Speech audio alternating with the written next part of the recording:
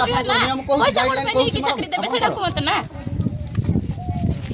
अपन निरीह लोक को एते डकुन तांको पकरे पैसा अछि बोली तांके देले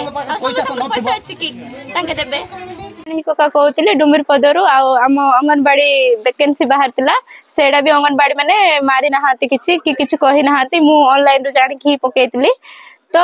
एडी किछि सिलेक्शन हेछि किंतु सेडा सिलेक्शन प्रोसेस को गां लोक आमे अनियमित भाबरे सिलेक्शन हेछि बोली आमे मानुछु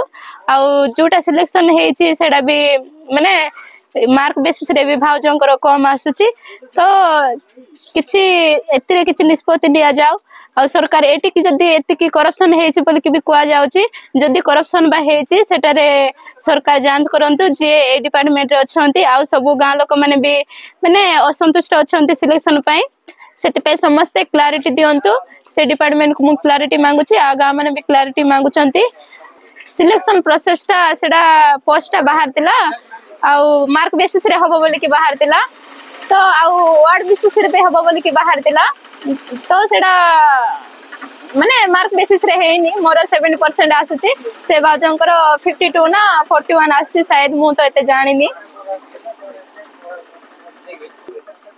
एबे कहिबाकू चाहूची कि जे आउ गडतर पोस्ट बाहर करा जाऊ जति कि एलिजिबिलिटी कैंडिडेट अछंती से माने समस्ते